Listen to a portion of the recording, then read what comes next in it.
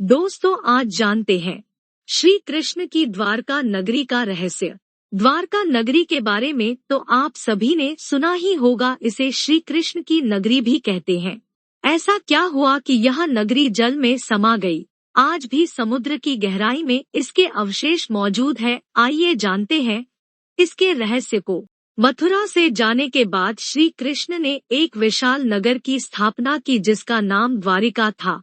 लेकिन श्री कृष्ण की मृत्यु के बाद यह खूबसूरत नगरी समुद्र में डूब गई।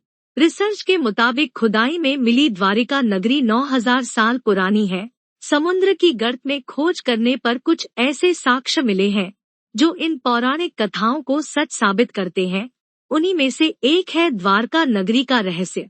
कहते हैं कि 9000 साल पहले हिमयुग की समाप्ति हुई। उसके बाद समुद्र का जल स्तर इतना बढ़ गया कि कई विकसित शहर संबंध में समा गए। इन्हीं में से एक नगर द्वारिका भी था। इतिहासकारों का कहना है कि द्वारिका को कृष्ण के देहांत के बाद जानबूझकर नष्ट किया गया था। भगवान श्री कृष्ण ने मथुरा से जाने के बाद अपने पूर्वजों की भूमि को रहने लायक बनाया। इसे श्री कृष्ण की कर्म भूमि भी कहते हैं। द्वारिका भारत के सबसे प्राचीन नगरों में से एक है। कुछ लोग द्वारिका को द्वारावती, कुशस्थली के नाम से भी जानते हैं।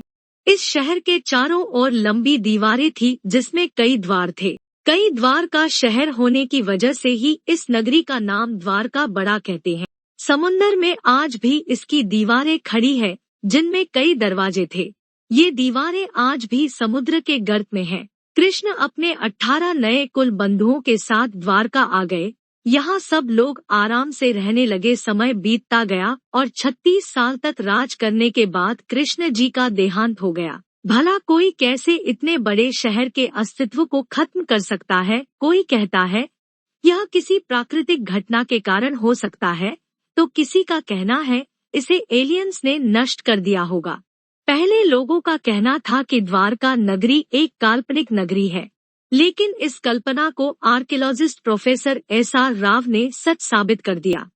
दरअसल प्रोफेसर राव और उनकी टीम ने 1979-80 में समुद्र में 560 मीटर लंबी दीवार की खोज की, जहां उन्हें पौराणिक समय के कुछ बर्तन भी मिले। इसके अलावा सिंधु घाटी सभ्यता के भी कई अवशेष मिले। नेशनल इंस्टीट्यूट ऑफ ओशियनोग्राफी को समुद्र के अंदर प्राचीन द्वारका के अवशेष प्राप्त हुए थे। श्री कृष्ण की मृत्यु कब और कैसे हुई, सुनकर आंसू आ जाएंगे।